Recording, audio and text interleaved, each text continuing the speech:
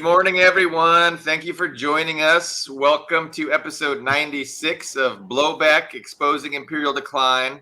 I am getting a notice as I do this that I can no longer stream to X. So I always stream to X, and then the minute I start streaming, I just get this notice, which was distracting me. But they said I can get a premium account, and then I'll be able to stream to X. So anyway. So today we are discussing how our Lord and Savior, not Joseph Stalin, but Jesus Christ, saved Teflon Donald Trump. That's a little bit of sarcasm, obviously, but he narrowly missed having his head blown off, and this has to be one of the most momentous historic events, of the past several decades. And, it resulted in a very iconic photo that has to be, really, really great for Trump and his brand and his political aspirations. And it's such a great photo that you have the anti-Trumpers and the TDSers, swearing that this must have been a Trump false flag, that Trump must have staged this whole thing, because there's no way such an iconic and powerful photo could happen spontaneously.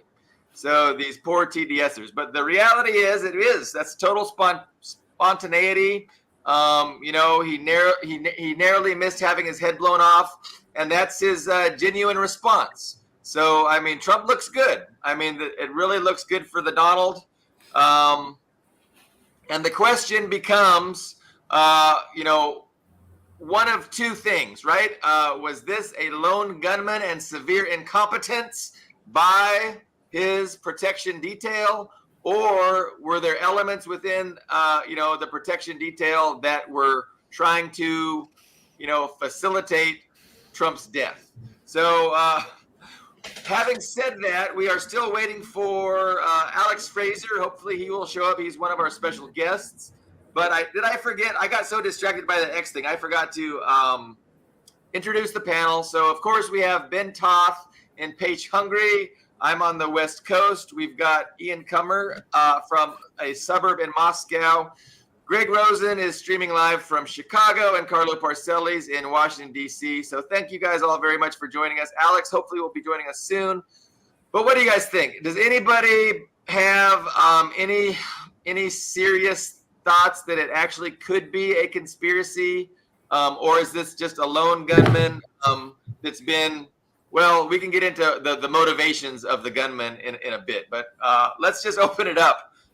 What do you guys think? Well, I want to say there's I wouldn't call the story confirmed, but there's a story going around Russian local news channels that if you go back to that photo, the woman who got to Trump first is allegedly a Russian immigrant. Russian expat, yes. Yes. Who's a martial arts athlete before coming to the USA, and then eventually ended up in the Secret Service. I wouldn't call that story confirmed, but that's the story going around, which is interesting.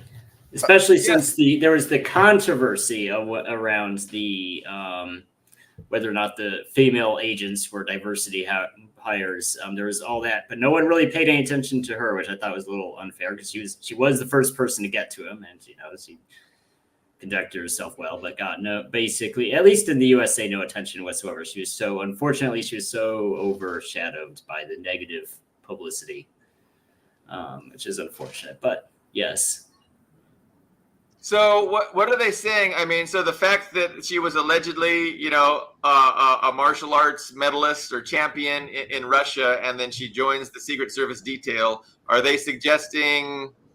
They are suggesting that, and there's controversy about that, because I don't know what's the. I wouldn't say it's impossible for an immigrant to get into the Secret Service, but it would be unusual. It might just be fake news, but it would be interesting. But regardless of her origin, she did get overshadowed by the negative press, which is, I think, unfortunate. But yes.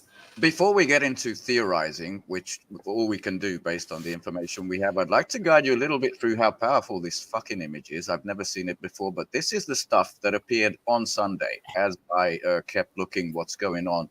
This is somewhere in Russia, all right? It's already on a shopping bag. China has the speed of the internet. I think it says something like Don the Builder. I don't know. Obviously, it made Time magazine cover.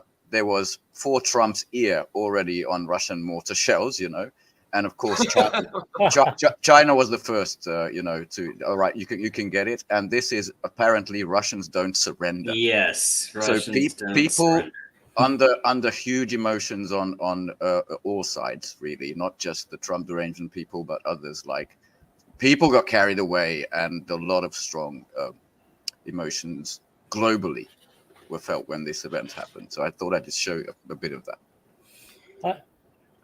Well, especially the rappers. There was like a whole litany of rappers holding their weapons, their AR-15s, who are now for Trump.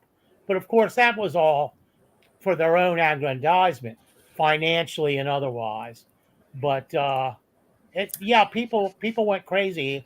For me, it was the only thing I can add at this point is that letting Trump stand up like that is against Secret Service policy.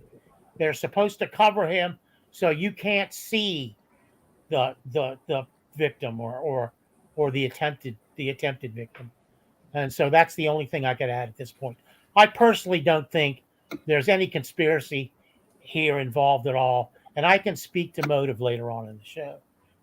I think outside of the USA, I think most of the response outside of the USA and I should add the Muppet states, the vassal states. I think outside of those countries, the responses were all kind of sarcasm. No one really actually cares that much. They're making the memes, they're signing the artillery shells. It's sarcasm, I think.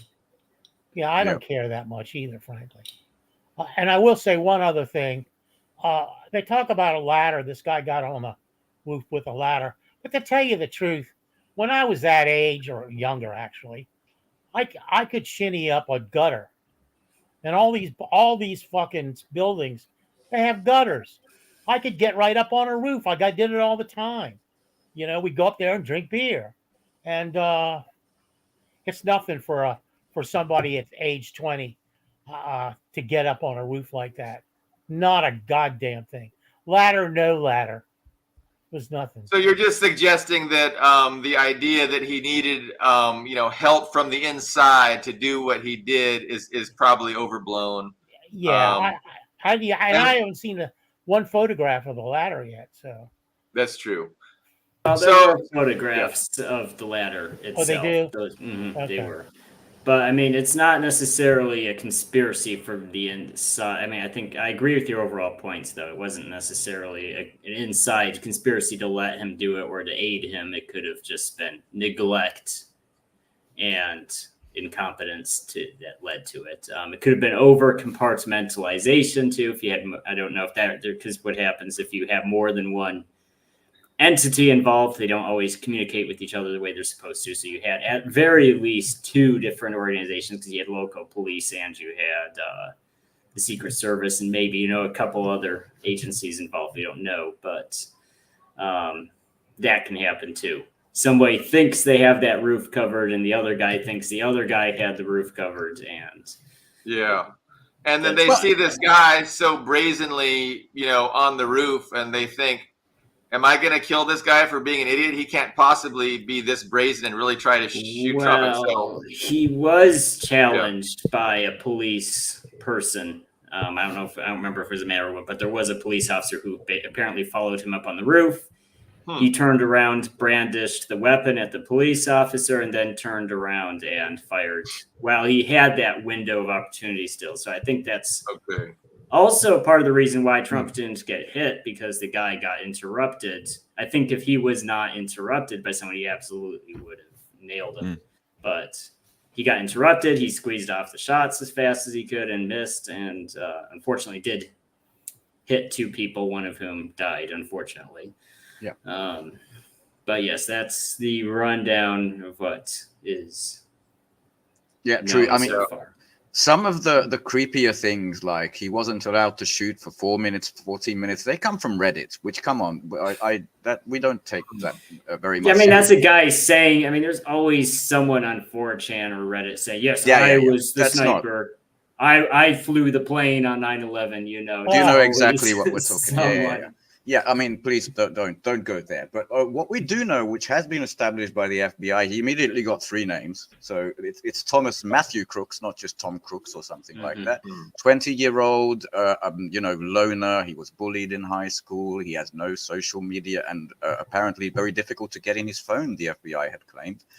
And, it's difficult to establish the ideological reasoning for all this. So I'm just waiting for the famous radicalized online, and then it can get, stinky. But I wouldn't say it is a clear cut, just another loner who was bullied in school, because that's someone you can use for anything, I'm just going to add that skeptical. Well, that's all they've said. Loner bullied in school. Yeah, pretty much. Very tight-lipped. Go ahead, Carla. Let me just elaborate a little on that, motive-wise. Here's this kid that was badly brutalized. I mean, bullied in school. Yeah. Just apparently very, very much so. And then right in his hometown, he has the world-class bully coming to speak. The world, probably one of the top 5 bullies in the world. And he goes, wow, this is my opportunity to get back to all the bullies. Because I'll tell you one thing about the bullies he had in high school, they're all Trump people. They're all MAGA. They're all assholes. And so he said that. The other thing that speaks to motive, the kid was intelligent. He appeared in a commercial, in an advertisement. For BlackRock. Right, right. And twice his image was up on the screen because of his mathematics savvy. A little like Ted Kaczynski, who was tremendously warped by being a victim of MK Ultra program. A lot of people don't know that, but when he was in college, Ted Kaczynski for a whole year was used as a guinea pig for an MK Ultra program to break down his self-esteem. That's documented. That's in the archives. Yeah, and I don't think that program is dead. So there's another point. No, I don't think so either. So this kid, he not only sees this world-class bully, but he sees this world-class ignorant fool going to one of the highest positions in the world. And he goes, he just snaps. He goes, we can end this. We have to end this. This has been my bet. This has been how I've been treated all my life, and I'm going to end it now. And I think the bullying and the fact that Trump doesn't have enough brains to fill that guy's thimble, a nanosecond of his ability to do mathematics. I think that had a whole lot to do with it. So on Carlos' psychologically plausible. Yeah. On Carlos' point, I mean, I think that is the explanation for what was motivating the guy, the 20-year-old. Billy Bob, I think that's all the story we're ever gonna get, whatever the reality is. I think it's going to be painted exactly this way. It's going to be a very partisan. Of course, it's going to be a very partisan investigation. I mean, when someone tries to assassinate a political figure, usually the motive is political, so it's usually. Well, I mean, let's be honest. If someone had taken a shot at Biden, do you think the media would be all muddying the waters about him? No, we'd see the shooter's face on every screen in the country, in the world. Nonstop coverage. They would scrutinize every detail of his life, trying to, say, was he some sort of Trump support, but when someone taking a pot shot at Trump, nothing, zip. They say, oh, well, he was a registered Republican. Well, for one, he's 20 years old. this is maybe he was old enough to vote for the midterms, but this is the first presidential election he's ever even been old enough to vote in. And everybody seems to have memory hold that Democrats were openly telling their supporters to register as Republicans to vote for Nikki Haley. They were telling their guys to do that. Vote, register Republican. So in closed primary states, you can vote for Nikki Haley. I think that's the reason he's a Republican was because he's a Democrat and he wanted to vote against Trump in the Republican primary. I think that's absolutely true. So I think I agree with what's that? There's a report from a schoolmate of him being a conservative in debates. Oh, interesting. In school. Yeah. So no, I haven't heard that, and I mean, we're only speculating here. Right. My suspicion was that he could be an anti-Trump, conservative. Like there are anti-Trump conservatives, but he did give money to a DNC cause, right? Like Blue Action or $15. Yeah, his Wikipedia got cobbled together like on Sunday instantly. Reliable link. So he was a registered Democrat voter since 2020. Now he's voting age, and he gave $15 for this Vote Blue something pack. That doesn't tell us anything. But what Paulie makes another point is the first 20-year-old without a digital profile or an online profile is. I mean, there's definitely strange things here, but we can't really speculate. No, it seems that there's trying to hide things and they're spinning things, and it's an election year, and they're really tightly controlling what we are able to know for certain about this person. But we can speculate. But the spin is obvious, right? So right after the incident, it took a really long time for the establishment press to admit that there was an assassination attempt, right? Yeah. And while it was obvious to anybody with common sense, the establishment press was, waiting and waiting and waiting. And I was told of the fact, like probably hours after it happened, and immediately I went to like MSN.com to see their headlines, knowing that something like that would be the biggest headline. And there was literally nothing about it for another, 45 minutes to an hour. And then it didn't even say, they tried to assassinate Trump. It just says that one of them said like Trump collapses, loud noises, shooting at Trump. Popping sounds heard at rally. Okay. Yeah. That was all my Sunday morning. That was not true of CNN though, and MSNBC.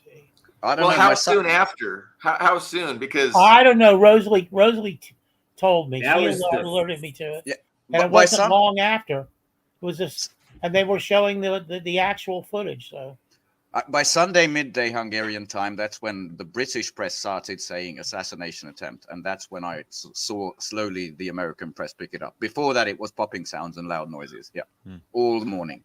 But I honestly don't think it goes beyond this guy. This kid.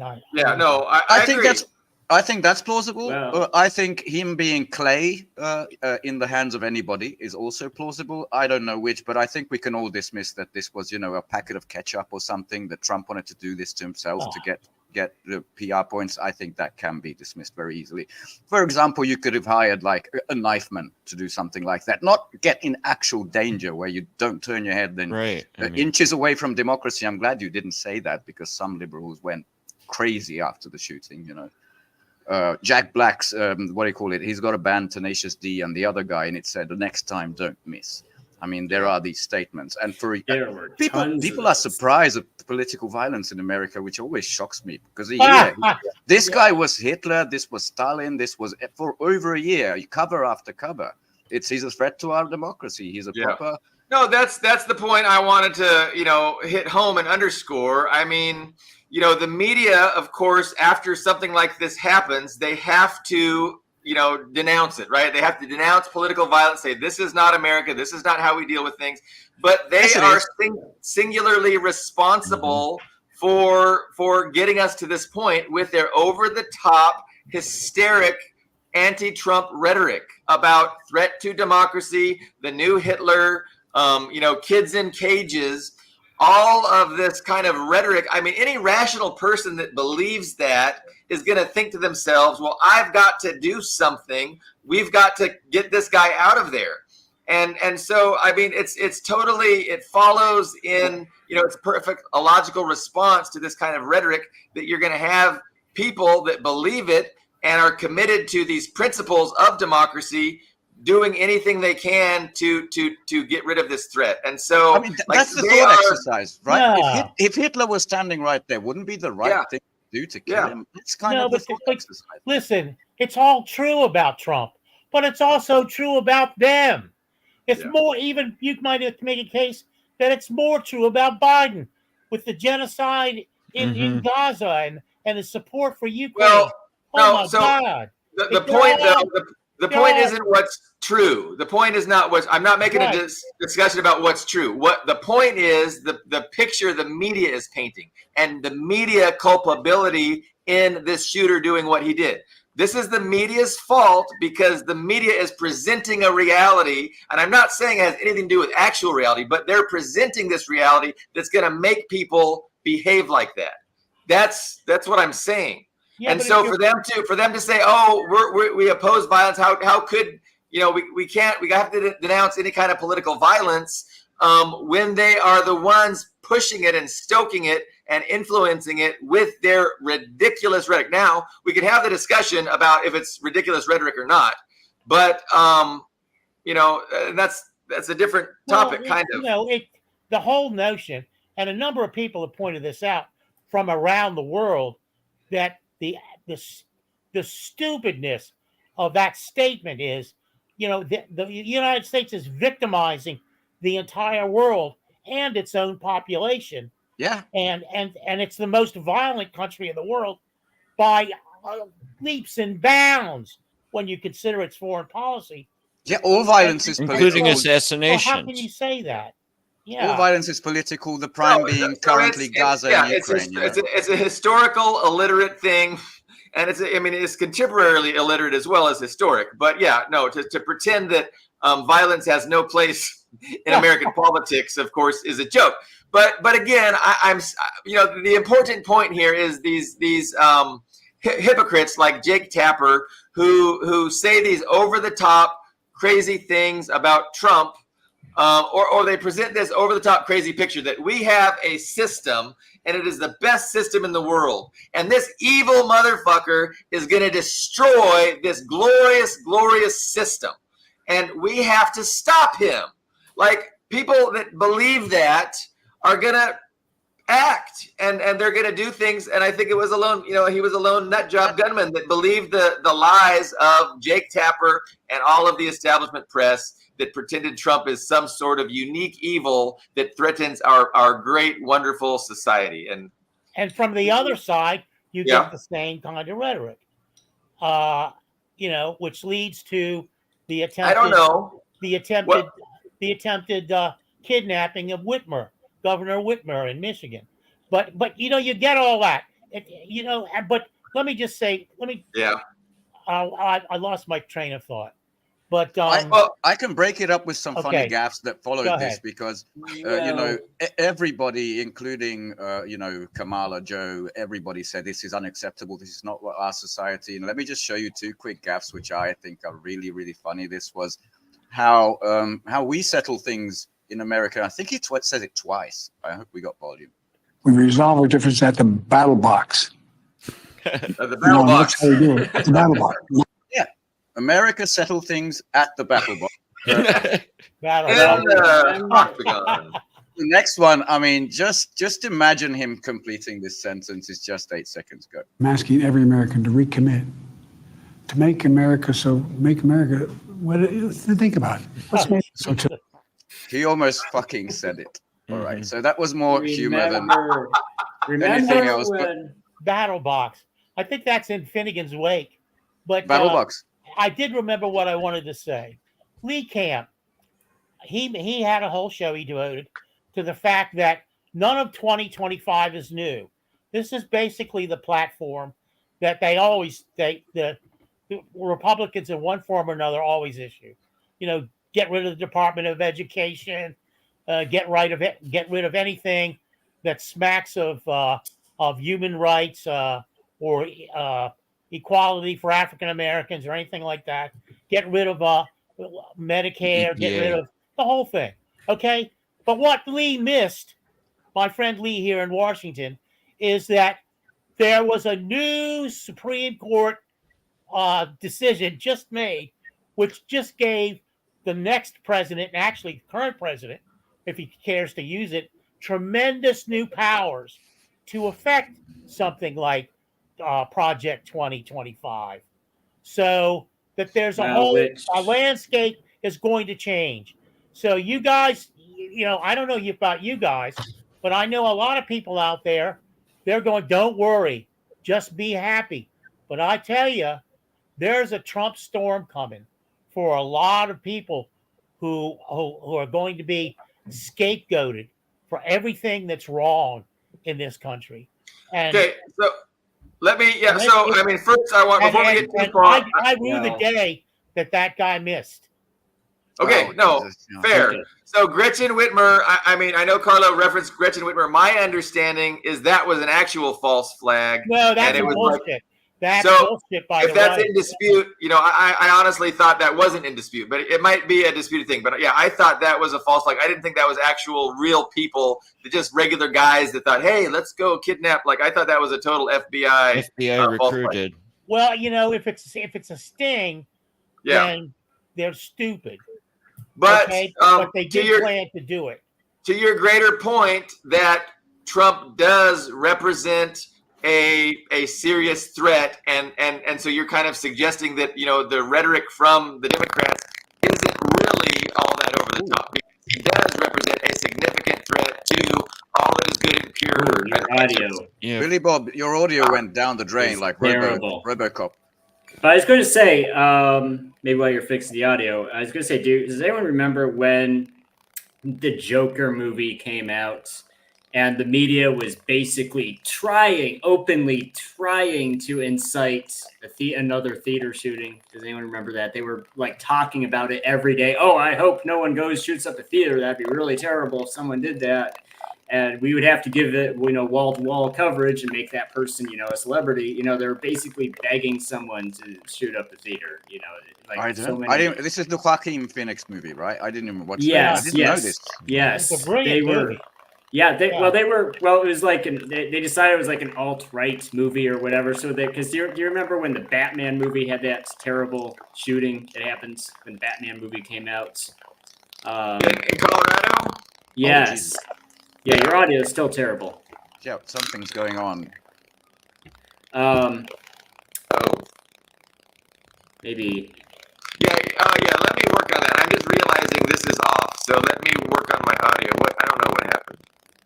I'll just switch to my computer audio. Yeah, sorry about that, guys. You're under a witness protection program or something. Yes. But yeah, so, and I don't know, as far as the whole rhetoric goes, I mean, it is a civil war situation. I don't think this is going to be over till one side's dead. I mean, seriously, it's not like I'm not saying it's a good thing or glorifying. I think that's where it's gonna go. I mean, it's just, how could it not go that way? It's just gonna go until both sides come to blows, and it'll be over when one side's dead. I think that's really where it is a civil war. Over I don't know what? if it's necessarily a civil war, but I think it is. It's a mass bloodbath situation that we're heading towards. I think that what's keeping that from happening is that we have a strong dollar. People who are below the poverty line get, food stamps, get enough support, just enough support to keep their heads above water. If the dollar has hyperinflation, and then that goes, all those social safety nets we do have go away. I mean, there's going to be nothing, if the military and the police and all that breaks down, I think there's just going to be nothing stopping. I don't agree with that. Two sides are not equal. Yeah, I challenge you. What are the two in a sides? different way. Project 2025 wants to either do away or to greatly diminish the FBI. Okay? They want to do away with it. They want to do away with the FBI. What's that? Do away with the FBI? Yeah, largely. Well, good. I hate the FBI. Fuck them. but I'm telling you, the point I'm trying to make is the FBI will do away with you before you can do away with the FBI. Believe me. Yeah, what was it? Oh, The yeah. six ways till Sunday that the intelligence can screw with you. Trump's Exactly. original mistake. Consumer quote. Yeah. Oh yeah. Okay, I mean, I I'm agree with that. The two sides aren't equal. I think the Democrats have the USA in the bag. If they want to set up camps or do whatever they want, there's really at this point Okay, they have all the cards. Well, no, it's the Republicans that want to set up the camps. Okay, They I might don't. want to, but I don't.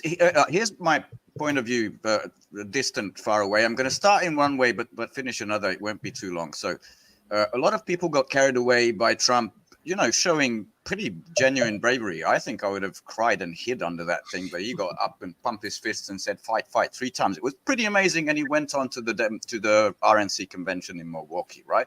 And since then, we got the news the next day that he chose J.D. Vance. And here's what I don't get. What is the big difference between them? Because I only think foreign policy. I don't think there's good news for Americans in either candidate. But foreign policy-wise, I don't see a huge difference. It's, okay, we're going to leave Ukraine to those fucking Europeans. That pretty much is almost the Biden position at this point. So it's not a huge difference. What is J.D. Vance? What I know about him, I know he was an anti-Trump guy, but he war with Iran, fuck China, a huge Zionist, right? Mm-hmm. And China is the big threat. And he was always below Moscow Marjorie, in criticizing the Ukraine aid. That's pretty much all I gathered about this guy in one day. I don't see why this is a blood fight, because you don't trust Biden because he's a little bit unpredictable, because it looks like his policies with regard to me, which means with regard to the rest of the world, are not really all that different. What do you guys think? I agree. I don't know. I wanted to ask Ian exactly how there's going to be a civil war, because Ben's right. There's not really two sides. well, sure, I can get that. But I mean, to real quick answer Ben's question, I would say, and I think we've all talked about this on the show too, that if because I personally believe Trump does not have a chance, but there's also this negotiation between Trumpists and the mainstream Republican yeah. Party, and Some that's a neocons. very common way to effectively neuter a hardliner is give him an extremely down the middle of the road vice president. That's Vance. Which we were talking about. Maybe it would be DeSantis. I guess it's apparently not DeSantis. It's this guy who sounds like he did the whole Wailing Wall thing. There's pictures of Vance going there and showing what a good Zionist he is and all that. So yeah, I mean, I think that's exactly what happened. Trump is trying to strike a deal with the mainstream Republicans so they don't just shoot him down. But yeah. Yeah, so what's the huge difference now? I mean, I understand that the base that believes the MAGA, we're going to build roads again, we're going to have industry again. I don't think that's real. There's a real transformation possible in the American economy. So why does the other side hate him this much, that they say so much of the threat? Is it because he's got grudges against people in the Biden admin, people on the other side who screwed him? I say it's over-the-top rhetoric that is all about politics. It's all about winning an election, and it's totally divorced from any actual reality. And I think Greg is correct in that there is very little difference between the two parties. They both serve the same people. And I did not hear Ian answer Greg's question. Oh, the Civil War. Well, I didn't want to derail the conversation, but yeah, I'm more than happy to answer that. So it's one is like a culture war, Well, yeah. So there's that distinction between the base and the party leadership itself. So there is very little difference. I mean, I know it's very popular to say, it's the left hand and the right hand.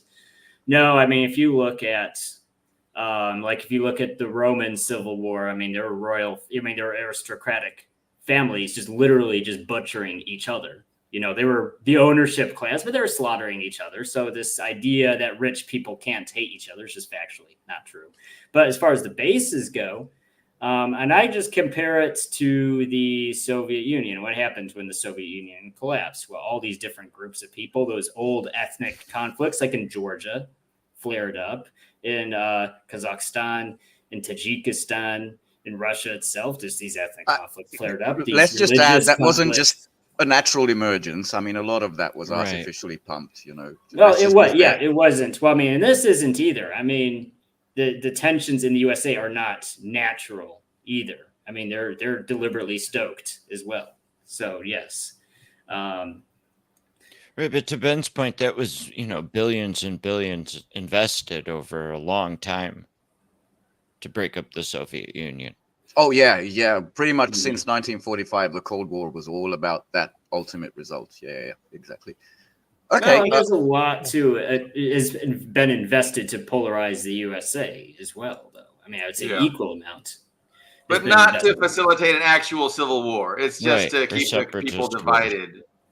I mean, one But- thing I'll say that there was a lot of media, including Euronews, which is the PR arm of this shit, this colonist entity here, and they got scared shitless, both by the assassination, which apparently has brought up his chances, like winning in 7 swing states, something like that, and by the pick of J.D. Vance. So the Ukraine stands, and not pretty much the European leaders like Fico or Orban, but the typical puppets. They got terrified that this could be economic collapse for us. It could be military collapse. A lot of that shit came out. That's the one reason still, as an outsider, I would support Trump. I'm not a US voter and I'm not in the cult, but that is the one aspect of this whole thing I like. So, Trump was actually in office at one point and he had 4 years and he really didn't do anything that outrageous. Didn't the world end? And I expect that out of the ordinary. Yeah. Go ahead, another Uncle. I I think very everything good. they do is outrageous. Lots of outrageous things, Right. but nothing Yeah, out of the ordinary. Right. And yeah, I okay. mean, it's not like the Democrats aren't going to be opposing everything he does in the next 4 years, and they're going to make sure that he can do very little. And this idea that there's not going to be any opposition to Trump, and everybody's just going to roll over and die, and he's going to be a dictator and put everybody that disagrees with him or who's not white in a death camp. It's hyperbole, and it's outrageous, and it's just designed to encourage people to vote against Trump, encourage people to fear Trump, to hate Trump, and then to I don't think they really want people to start trying to assassinate him, but of course that's going to happen, and that's what did happen. But another 4 years of Trump is going to be very, very, very, very similar to what we just had under Biden. That's the reality.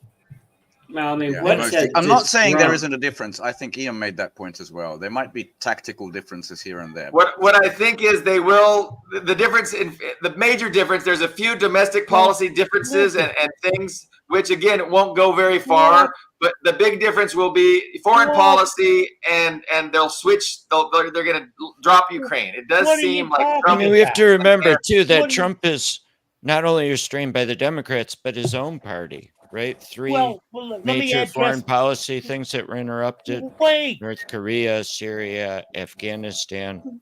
His Well, own let's- party. I'm talking about domestic policy. Trump got rid of the Voting Rights Act. You know how hard the racist Lyndon Johnson, worked to get that pushed through with Martin Luther King, and then Roe v. Wade got overturned because he packed the court. What the fuck are you talking about?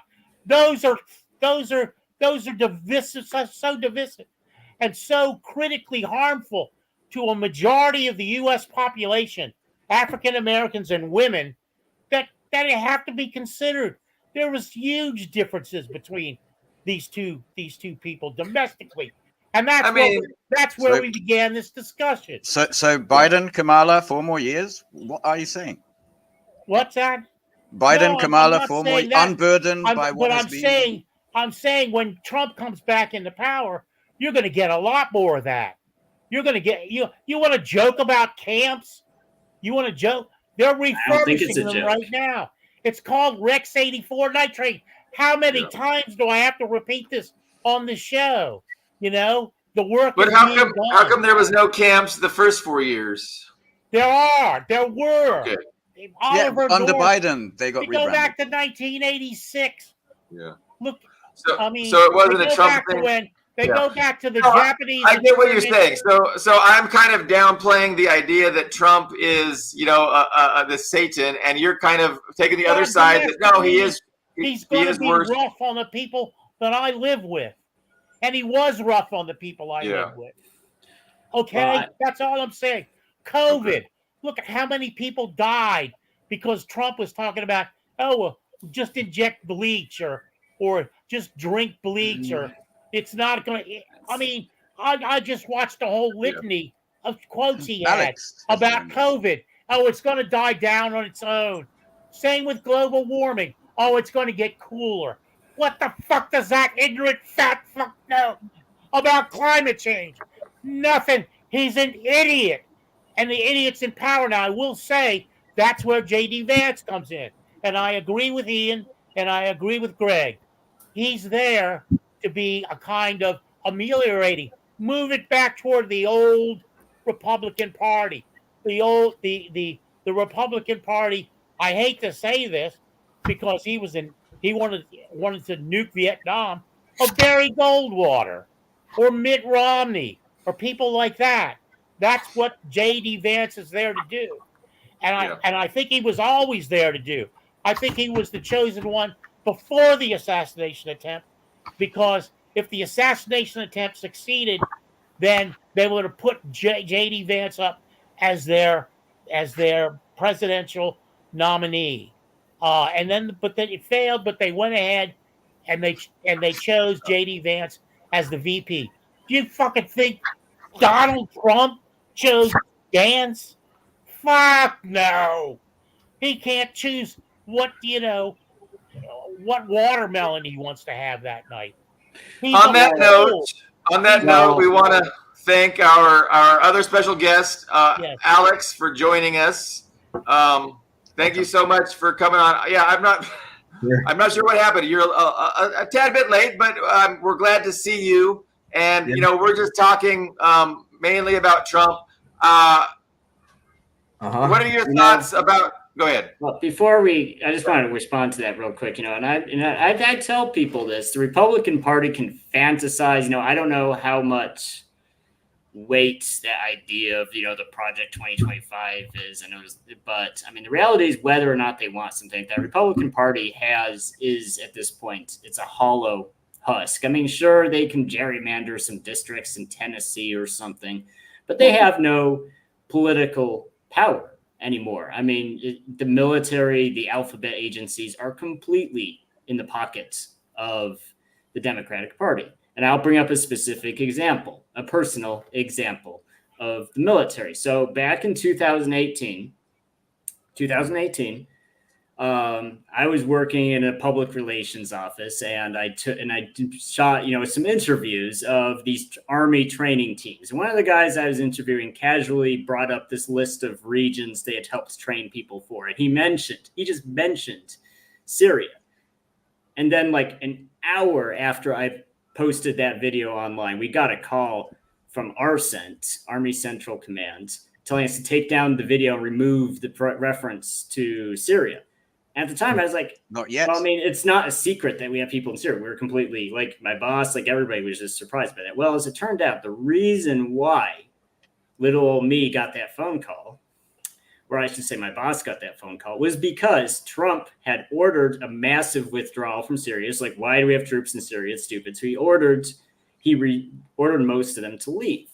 What the DOD did is they directly lied to him. They admitted this afterwards. They lied to Trump and said they withdrew the troops, but actually didn't, and kept way beyond the authorized number he had given them. So when people talk about, I just remind people of this, when they talk about, Trump instituting martial law or becoming dictator, even if he wanted to do that, no one's going to listen to him.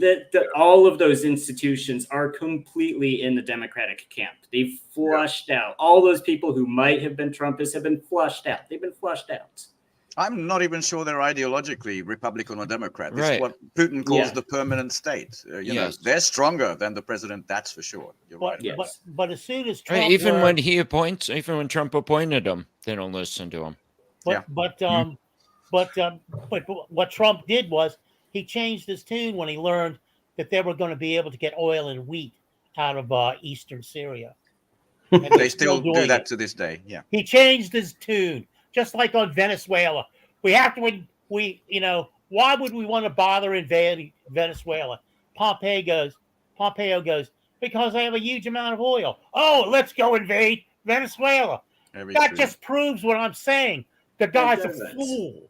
Alex, we had a pretty momentous historic event, a couple days ago or whenever it was. What are the biggest thoughts about that whole thing?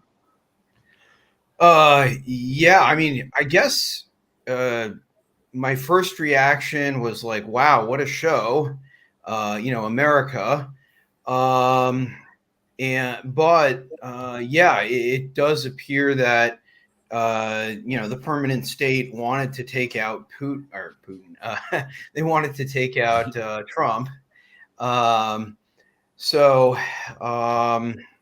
was I going to say? Sorry, I'm a little short on sleep, and I thought we were starting in 10 minutes, but I guess we started 50 minutes ago. My bad. Sorry about that. Yeah. So what are my thoughts? I guess, right. The permanent state doesn't want Trump there. And that leads me to believe that, there's something there in terms of Trump's populism or opposition to empire, the manufacturing wing of Capital Main Street versus, finance imperialism. So I do think there is a conflict there, but, I think someone commented about Sanders at one point, does he have an organization there? And, I guess Trump did not have an organization his last term. But I would think the danger is, like, I don't know, maybe like Perón in Argentina or Huey Long, the more popular he is, perhaps, a movement can coalesce is the danger. Would, Trump or the people around him, be able to organize a populist movement against financial imperialism? I don't know. I mean, what sort of organization does he have? I don't think we see evidence that there's like a state by state, organization of, Trump supporters, but that doesn't mean, it couldn't be organized. So I would think for the permanent state, the financial imperialists, that would be the danger. Alex, as a finger in the air, because you weren't here before, but this is what I can't wrap my head around. Why is he such a danger? I really don't understand, because he seems to go along with pretty much every foreign policy goal that the US has, either reflexively or a little bit later. But for some reason, he can't be trusted. Whether this was the lone gunman or the other story, it doesn't really matter. But for some, they wanted him in jail. They wanted him character assassinated. Something about him. Is it just the populism? What do you think? Because I really can't. Yeah, no, I think it is like what he represents socially. He, what? I mean, I've heard stories, I guess. I don't know if it was when my father is still alive or, he was from Queens. He was with the Bielski brother, or his father, Fred Trump, was with the Bielski brothers. They were building public housing in New York for the masses. I guess, mostly African American, from a certain point. Yeah, I mean, I didn't grow up far from all of that. I grew up in Tarrytown, New York, and Yonkers was just down the way. And there was a guy, Nick. Wait, you're trying to get to a point about the Trumps. Can we? Right. So basically that social milieu is familiar. It's basically, small capitalist, and then that attracts like a lower middle class layer around them. And, also branches out to like working class and then also mafia elements. So I think there is, like a social base for Trumpism. And, he also attracts, like the petty bourgeoisie in America, Main Street in America, manufacturing capital. Boris Kagarlitsky actually wrote an article that was very good. It was back in, right after Trump got sworn in. Who's afraid of Donald Trump? And, he argued that, Trump represented socially the layer of, small capitalists. And, their interests were, pull back American bases from most of the world except the Western Hemisphere. So, more classically, American imperialism up until whatever it was, World War II, or, maybe before. And, so he's therefore, he's in the Guzano camp against Cuba, against Venezuela, because that's kind of the Teddy Roosevelt, republic, not an empire, Pat Buchanan, Teddy Roosevelt. So I think he has that impulse, but the whole question is, A, does he have an organization, or maybe more relevantly, B, will the masses surge behind him such that populism, it's a threat, does it really become a reality of, okay, now we're going to really pull back from the rest of the world, focus on the Western Hemisphere, reindustrialize America, bring in, kind of social fascism, like Bismarck brought in healthcare to Germany, socialized medicine, that is, bring in socialized medicine to the U.S. In some form. Do you see him carrying through this promise? Because I really don't. I understand that this is a good messaging, but you think he'll actually? I mean, he doesn't even pretend to be bringing in healthcare anymore. No, I don't think. Well, I think it depends, basically on the masses, that, America's a right wing. What was I thinking the other day? It's a right wing country, and or right wing dominant country, and I think Trump's message certainly does have resonance. I mean, at this point, at least I agree. 60+% of the voting, if not the overall public, maybe 60% of the voting public. So, in a revolution, I mean, the Cuban Revolution, that was like 4 different vectors of Cuban society coming together. It's there's a lot of spontaneity. Now, of course, you're talking intellectuals with guerrillas. Intellectuals turn guerrillas with workers. I don't think of Trump as a Fidel character, but Carlo has been almost literally dying to say something. Yeah, Yes. look, Trump doesn't do anything. He's the front man. There are Trump does. If you want to call it a Trump organization, there are Trump organizations. ALEC, the people that Bannon puts, the groups that Bannon put together, all these ninnies sitting on city council who are banning children's books and that kind of shit. That organization exists. It does. And it's harming people now. It's getting people killed. Who's it getting killed? It's getting people. Yes, transgender people. Do you know how much that has gone up? It's gone up. Murders of transgender people are through the fucking roof. Okay? So don't tell me. And that's part of the organization. It's an organization of at grassroots level, a true grassroots level, and the grassroots are a bunch of idiots and a bunch of ninnies and a bunch of know-nothings and a bunch of crude people. You need working class I would like to present, a perspective on the Trump phenomenon. Obviously, there is an entrenched ruling class establishment, and people are pretty sick of them and their two-party system, the lack of accountability, the hypocrisy, etc. No, they're sick. They're sick of their toleration. Can I talk? Sick of their toleration. So Trump pretends right? He sells himself as being in opposition to this ruling establishment that everybody hates.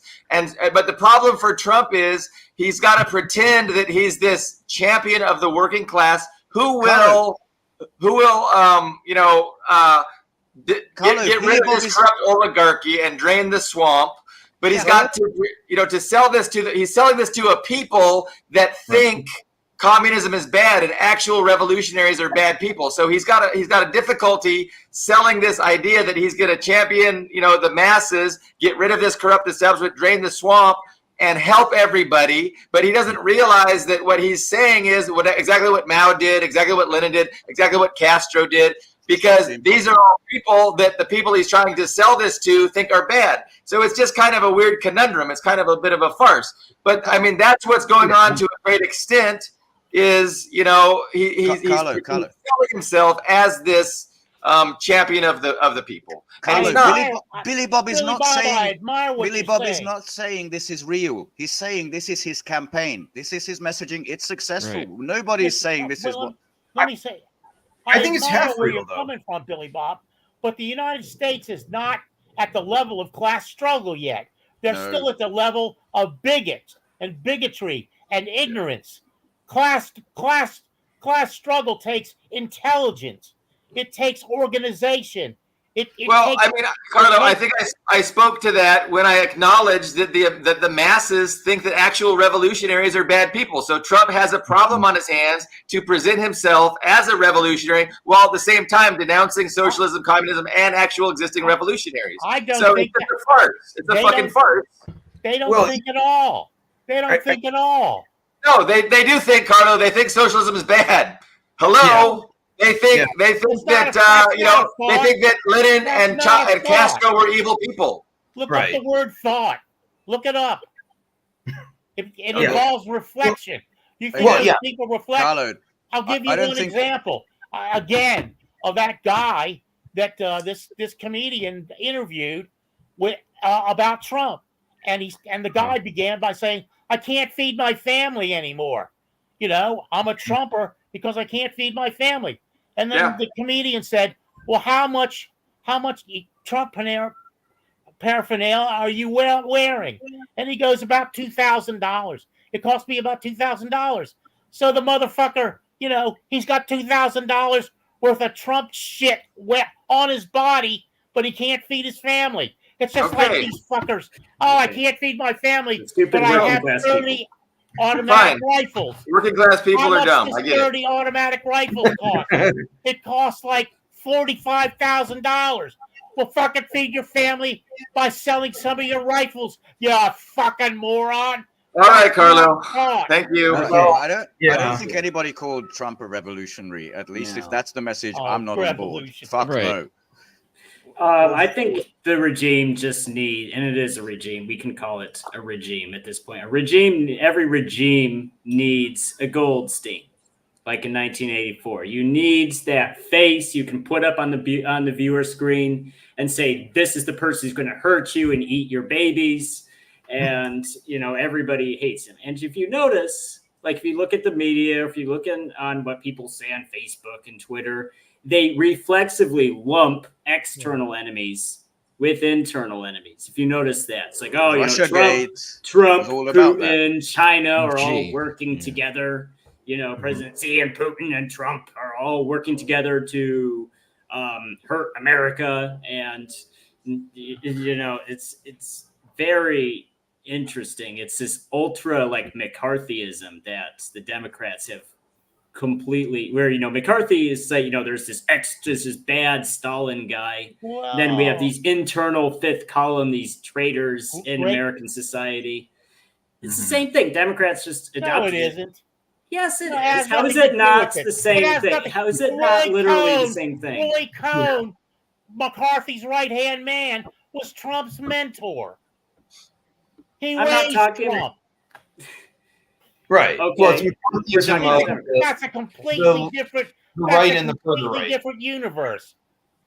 Well, it's McCarthyism of they're both trying to play to their bases, but the Democrats are doing it worse because they've just been ruling for the last 30 years at least, and the contradictions have piled up, and their social base is basically international financial capital, and you can't square that with helping people domestically. So Trumpism, it's populism, it's phony to a large extent, and that was a great point about also.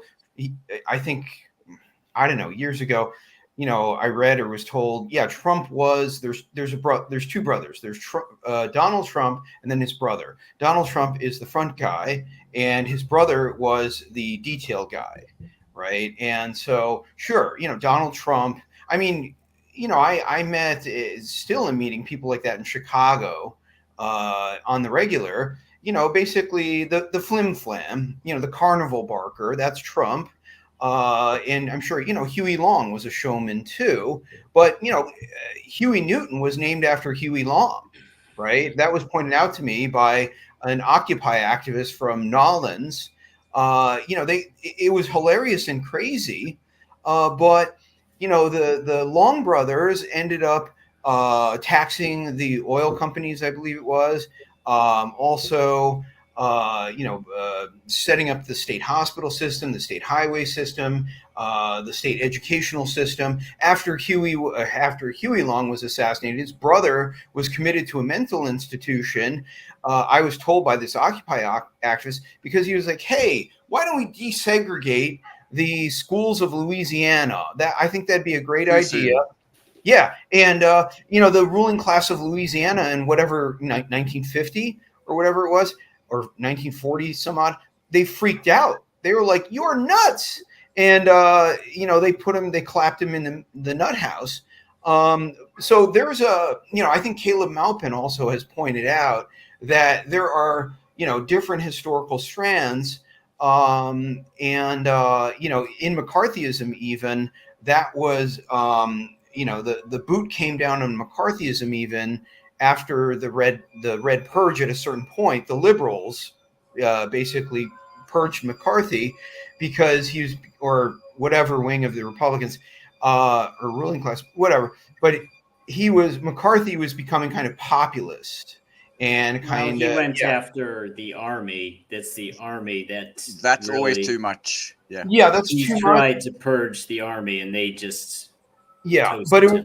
That was this, I think, the superficial, but there was also an element of McCarthyism, like the John Bircherism, I think, which was also like anti-establishment, pro-worker. Yeah, I had an Uncle Jim in Detroit. He became who was the guy, the populist, racist guy who got shot? Man, Carla would remember. Wallace, yeah, he was a Wallace supporter, because my Uncle Jim was like, he's for the working man, the working white man, and I had a buddy at work. He was hilarious. He was whatever. He was he a driver? Yeah, driver, city of Chicago. We both were drivers, and he says to me one day, he's like, "Yeah, I'm for Bernie Sanders, but they, meaning Democrat Party establishment, etc., won't let him." Be the candidate, so I guess I have to settle for the lesser evil, Trump, because no worker in their right mind is going to vote for Hillary Clinton because they passed NAFTA.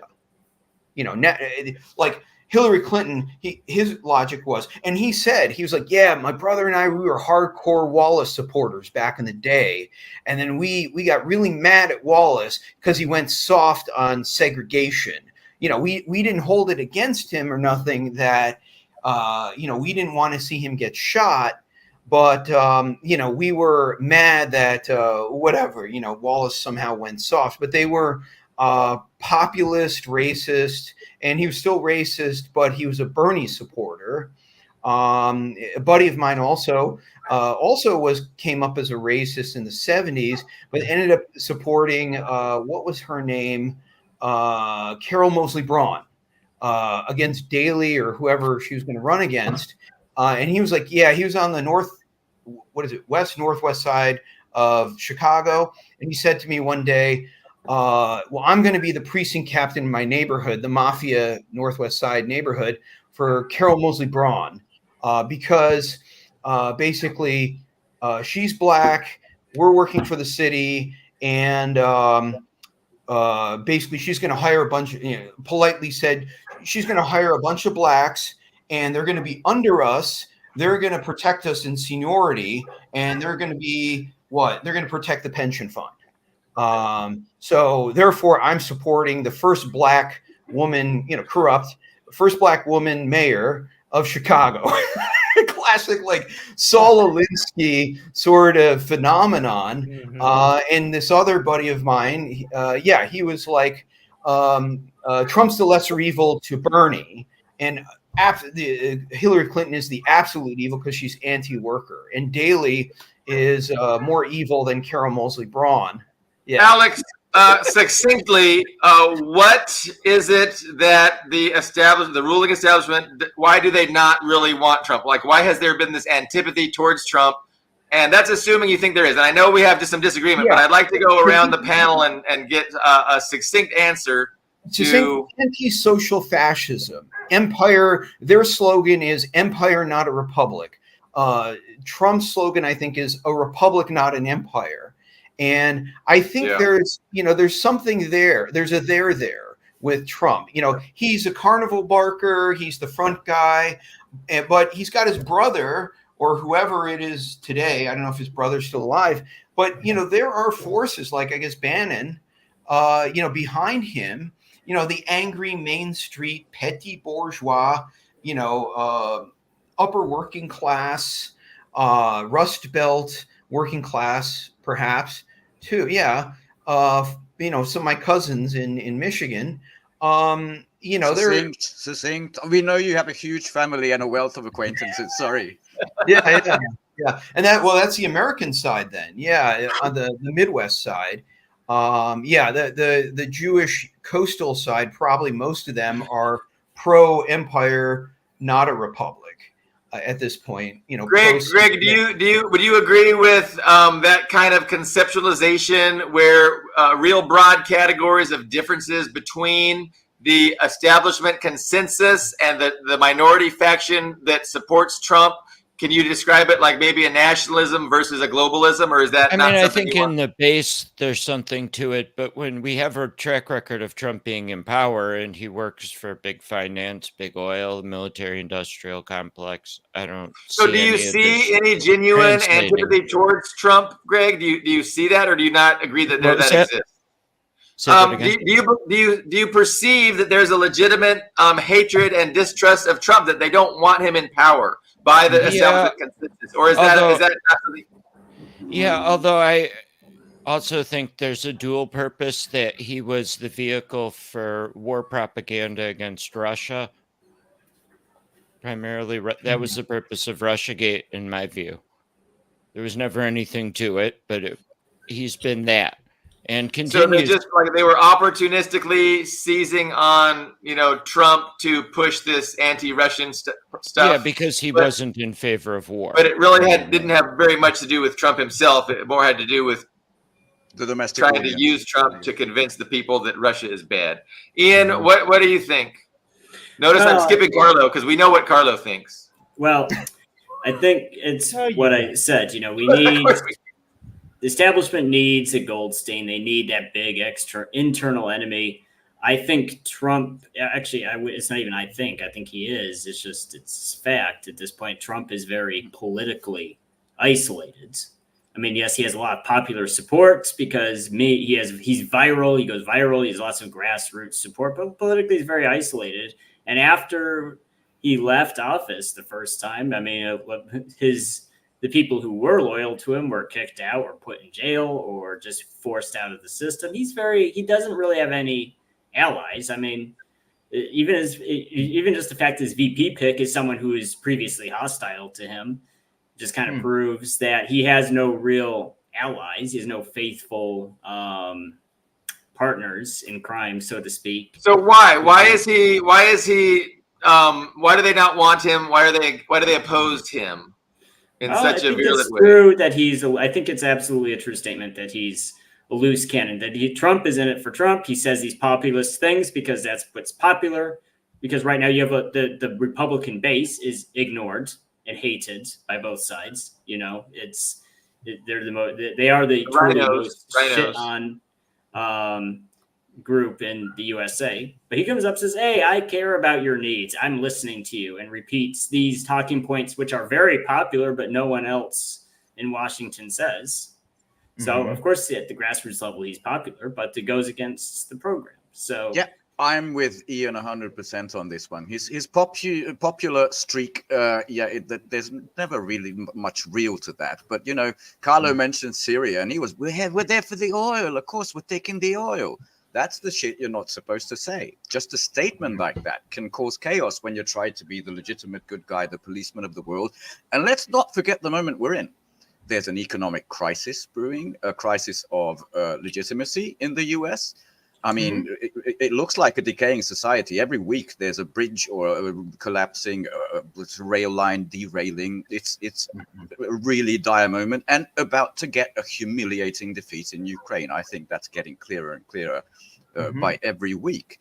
And that's when they can't have, I'm going to stick with Mark Sloboda on this, the chaos bomb in the White House. They need someone pliable. I think that's the only thing. I don't think it has anything to...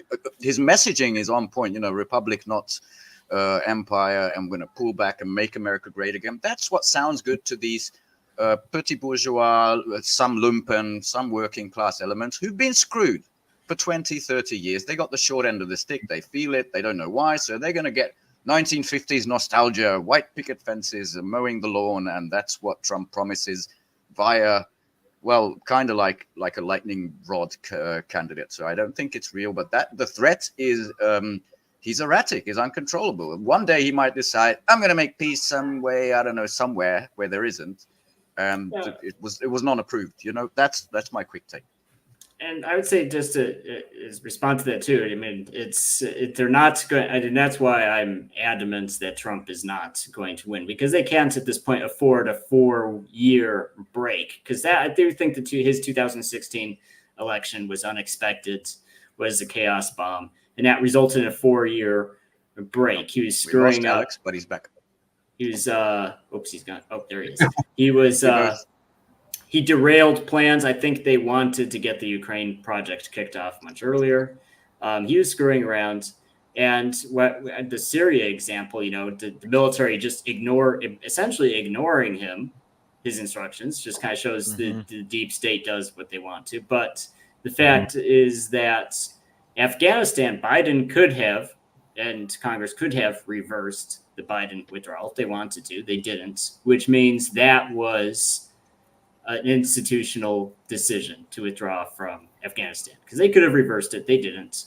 They went through it, which means they wanted to leave Afghanistan, whether or not Trump was in office. But right now, they can't afford to have Trump in office another 4 years. I just don't think he's going. I mean, there's some remote possibility that they might make a deal with him and he's allowed to win, but I think it's that odds of that are very remote. So I mean, I agree largely with everything everyone's saying here, and I'm going to give Carlo a chance to respond because I know he's jumping out of his chair. But the context within which the West is facing, you know, all these threats to their hegemony across the planet makes it absolutely imperative for them to have a figurehead that is on board with, you know, the imperial consensus.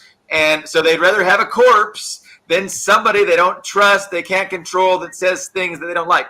Even though all this is true, despite the fact that the president doesn't have very much power, right?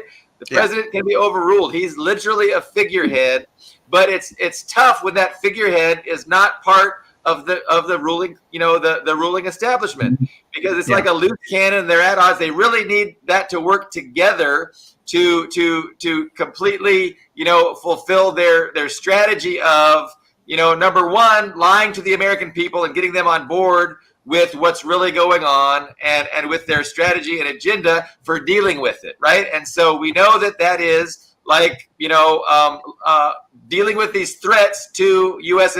Western imperialism, which is Russia, which is China, which is Iran, Venezuela to a lesser extent. But how are we going to Yeah. come against these things? We need to have a consensus. We need to work together. The entire class, the entire Western world has to be on the same page, and to have the biggest power and the biggest, most high-profile person, supposedly controlling and governing that power really has to be on board. And so Trump is just not the man for the job, and that just kind of explains his overwhelming antipathy against him.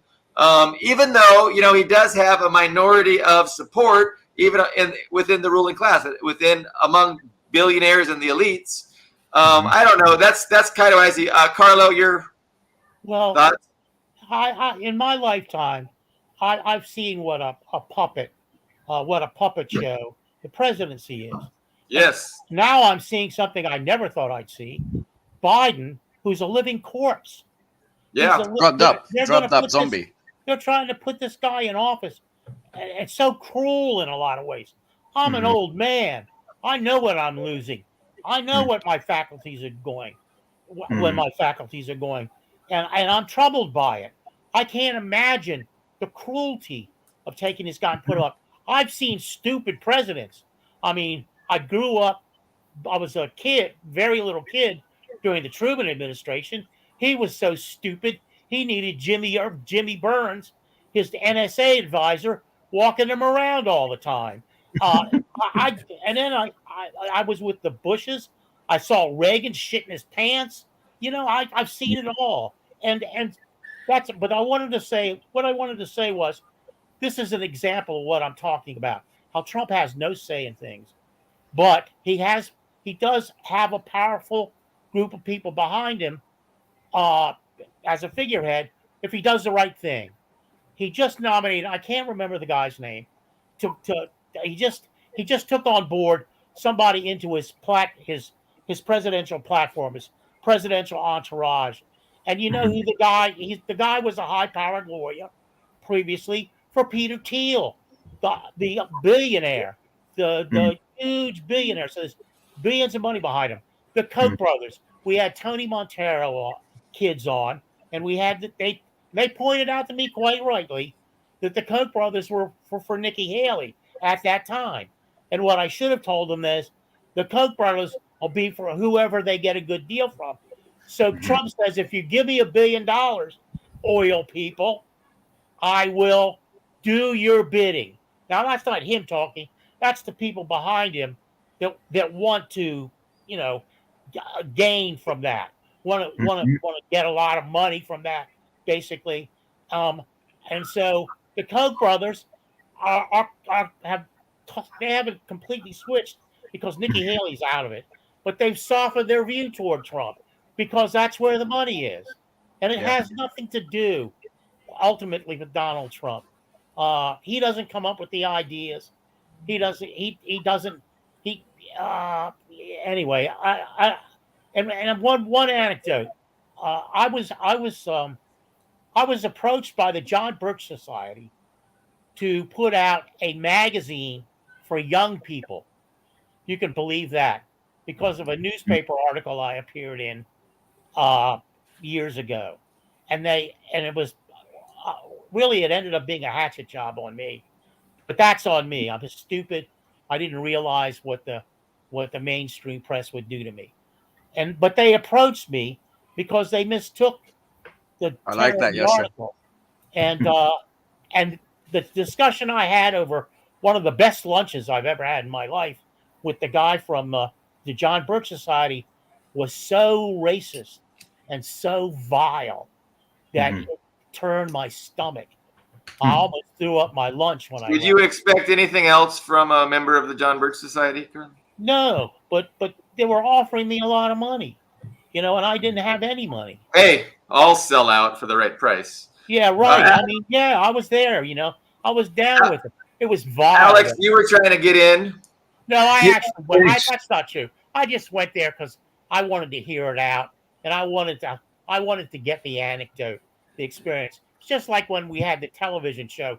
People go, "How are you doing this? How are you managing to make these inroads in your area?" Well, I would tell them, we're in Washington, D.C. All we have to do is walk a tape around to all the community access stations, and we're basically competing with the major media in Washington, D.C., because there's community access in every county around Washington and in Washington itself. So all you have to do is our left-wing program, our far left-wing program, believe me, and give them and get people to walk a tape around to give to their community access cable. That was it. That's why we're making inroads. If we were in resume speed Iowa, it wouldn't have made any impact. Nobody would have given a shit. But it was DC, and so people were going, "Wow, this is kind of interesting." It's the forebear of what we're doing now, is what it was. So, or more likely, the people who put an article up and read it and then comment on it. Well, we read articles primarily from the So JD Vance. Well, Alex, did you want to say something? Or a while ago you were trying to get in, but that was a long time ago. Yeah, thanks. Well, yeah, I was going to ask exactly JD Vance. Who is he? Who does he or what does he represent? I saw the kind of promotional of him writing. I think he was the one who wrote the song, right? That populist song. And my other question is, who is below Trump? I don't really, if anyone has done an analysis of, are there organizations below Trump? Not to say that he's Fidel Castro, but in the Cuban Revolution, there were 4 different movements that came together, and I would think if you looked at Huey Long, I don't know, it's with a showman like Long or a showman like Trump, there's a lot, there's phoniness involved and there's misdirection involved, and I think part of why the dominant wing of the ruling class hates Trump is that he's misdirecting against them, for his own faction of the ruling class. But the question is, how real is his organization, and can he really mobilize organizationally and bring some sort of social fascism, or to the U.S., or maybe he doesn't want to. Or are there groups? I don't know that that's true. I think he comes from what was it? Kagerlitsky again writes about, or someone was commenting, Trump and what he represents. There are the small bourgeoisie, the billionaires, like $3-4 billion fortunes, not $300 billion fortunes. They're domestic, and they want the chumbalones, as John Cass used to put it in Chicago, to have quarters in their pockets to go to the casinos. And he was talking about highway projects. I think socialized medicine at one point. He threw out the idea of what is it? Socialized education, or maybe even abolishing student debt. And these don't come out of nowhere. I think, maybe he's free associating, but I don't necessarily think he is. But there's some sort of social basis. Being determines consciousness, right? As Marx said. And I think his being is that, poor rich man, poor tycoon, and they represent, it was like Daley versus Emanuel in Chicago. Daley represented local Chicago real estate interests to a large extent. Emanuel represented like Hollywood money, but also transnational, or more international money, so there was still a kind of affection almost for Richard M. Daley among, or whatever, I don't know, affection, maybe that's the wrong word, maybe it isn't, but he represented Chicago more than Rahm Emanuel did, and similarly, I think Trump does represent, and I was just going to say with Oscar M., it recalls to Oscar Emmeringer wrote a book, a small booklet about, I think it was the true history of America or something. I can't remember. I used to have copies of it like 30 years ago. But he was like the German American socialist Mark Twain, and he analyzed in satirically the U.S. society or U.S. government, modeled after the monarchy or whatever. The president was a king, the Supreme Court was the the British equivalent historically, whatever that was. The House of Lords is the Senate, etc. But I would say, the president in America is the king, but he's also kind of a combination of the king, a tribune of the people, and a carnival barker. So, my question is, in all of that, how much is he an actual tribune? That is, how much of a base does he have, and thus a reality of some sort of populism, some sort of social fascism, versus just simply being a carnival barker for, and I wouldn't even say, the ruling class is split into different factions. And like as Mark said, the capitalist government is what is it? The committee of the executive of the bourgeoisie. Right. But Trump represents a different faction of that, and I think that's objectively good for the masses in America. But it's a real question, then, is he an actual tribune? To what extent is he an actual tribune? To what extent is he a carnival barker? Because that's very American too, right? Is phoniness, is fakery, is Okay, I'm going to read a quote, and I want you guys to tell me who said this. This will be fun for me. The President of the United States is a transient official in regard of the warfare conglomerate. His assignment is to act as master of ceremonies in the awarding of posthumous medals, to serve when needed as a salesman for the military hardware manufacturers, and to speak as often as possible about the nation's desire for peace. He is not free to trespass on the preserve of the war interest, nor even to acknowledge that such an organism exists. Mm-hmm. Who said that? Damn. Sounds like Lenin, but that sounds early to me. No. Smedley Butler or Right. Henry Kissinger. This is fun for me. Butler. It's Jim Garrison. Jim Garrison, who investigated the JFK assassination. He was really spot on. He had some great insights. I've got a ton of quotes about this. He says that the president is free to put any color of drapes he wants in the White House, and that's about it. Well, but that was also during the early 60s. That was the heyday or the late blossom heading into tuberculosis of American empire. America was firmly in the saddle, I guess, among its Western European allies, et cetera. And, China was struggling against imperialism. It was a very poor country. Now, though, as Lenin said, a crisis occurs when the rulers are no longer willing to rule, right? Or able. Yeah, that's the thing. I mean, you look at Joe Biden, he's a living symbol of the American ruling class not being able to, at a certain level, not being able to go on ruling. And I think, that shows there's an open split.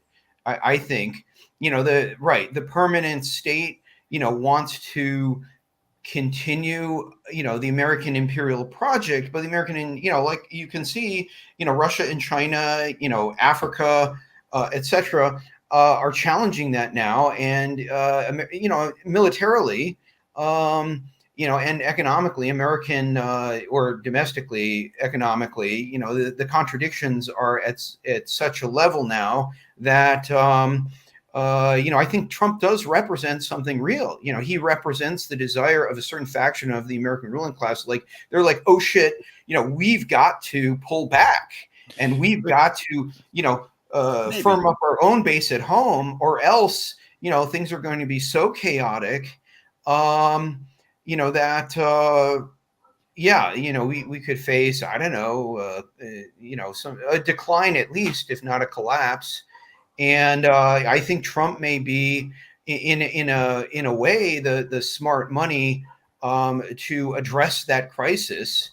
like Bismarck brought in Social Security, I think, and didn't he bring in socialized medicine, socialized education, social fascism to stabilize things domestically.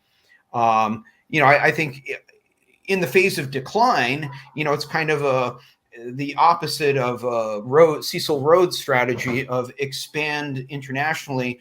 Now you want to, shrink back to your own base, the Western Hemisphere. What was that? Manifest Destiny. That was, basically to contain ourselves or to start with the base. The Western. I think there's definitely something to Trump's anti-globalist rhetoric, right? I think there is a difference in their approach to foreign affairs, and to say that Trump is not on board with the globalist agenda, I think is true, because I think he sees things differently fundamentally. He doesn't see that we have an alliance with Western Europe, Asia, and Japan. He kind of sees everybody as a potential rival or a potential partner, depending on how it benefits us. And I think that sells way better with the public than the globalism about how we have to give support Western Europe. We have to spend all this money to have our bases there, and the people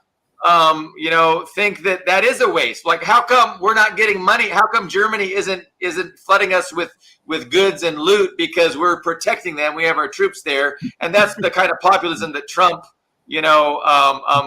panders to. But I think there's definitely a different kind of approach to foreign policy, and that's not to say that Trump's approach is more moral, but you could see that it plays much better with the working class people that don't really understand the reality of things. Yeah, but Germany is a good example. It's a great example because the U.S. blew up the Nord Stream pipeline, and now Germany is paying the U.S. 5 times what it used to pay for its natural gas. So U.S. elites are now raking in the dough from a crippled Germany that's losing its industrial base on a daily basis. Yeah, so not only are they buying our exorbitantly priced natural gas, but they're sending their industries here too, because the industries can't survive there with those high energy costs. Mm-hmm. Yeah, and we have to point out he doesn't Trump go that far. He doesn't mention that.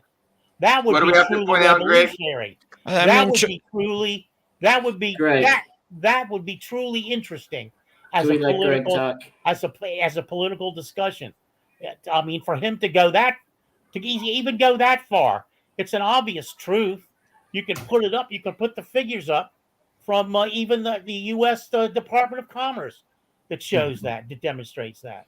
Greg, what were you going to say? Yeah, that Trump began to send lethal aid to Ukraine and ramped up the trade war and rhetoric against China. I don't buy that he's going to pull back on the empire. He may not realize the empire's there fully, which, I think we can see with his talk about NATO, but institutionally, just think about it. Institutionally, is the United States capable of just drawing back and becoming a manufacturing power all of its own, abandon everybody else? That's one thing he can't do, the US.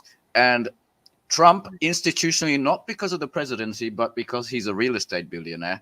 If as Janet Yellen warned like a couple of days ago, there's real worries about the dollar dominance. If that goes away, he's done. And he may not be able to do, even if he has like a sincere wish to do this, and it's not just rhetoric. I have doubts about that. He may not be able to do anything like what he. So, Greg, I mean, would you argue then that Trump's anti-globalist rhetoric, where he says, our friends in Europe aren't really our friends because they're taking advantage of us, and where he says Russia isn't really our enemy, like there's no reason we should be at war with them. You don't think that there's a there? There may be, but when he was in power, there wasn't.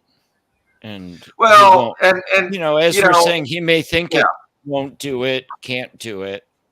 But that might get back to our Jim Garrison quote, where the president just doesn't have any power. Right. All they can do is say things. Yeah, I and think I that think, I have to push back on what Alex is saying. If Trump is offering anything for the ruling class domestically, it's fascism, right? Xenophobia, law and order crackdown. Well, That's the appeal I he has. don't. I He's don't not. hear the social democracy. I don't hear healthcare. I don't hear Mhm. housing. Biden just, I think, announced rent controls or proposal. Trump's not doing that. Neither of them mean it, but Trump doesn't even have his fake healthcare plan this time. Mm. Well, I Mhm. But think we're being a little he loose says with he's going to definition. help everyone out, Greg. Yes, Well, that's there's a true. good- Yeah, we're gonna have big industrial cities again. That's basically it. It's not policy. It's rhetoric. There's a good example of Right. that in real time, and that's the border with Mexico. I mean, I don't know what you think of Biden's plans, his two plans, but it was the Republicans and under the rubric of a Trump command that scuttled those two plans to take control of the border. So they said they did. Trump literally said, "I don't Mhm. want that bill to pass because Right. it might have an effect on reducing the number of immigrants and sorting out the process till it makes more sense. So that it makes more sense." If that bill passed, I mean, if that bill was allowed to pass, it was asking, which ironically, which we've talked about on this show, it happens anyway. That bill was asking Republicans to make huge concessions on Ukraine and get nothing in return. Because that bill, if you actually look at it, doesn't control the border. It just gives the Democrats the majority. I mean, Democrats This are is going the to have a 60 billion permanent. thing, Yes, right? but that's not what Trump said. Trump It was said, "Don't pass that bill because it might have a good I don't effect think on he said reducing that. immigration." I That's don't what think he said he that. said. I don't That's think he what said that. he said.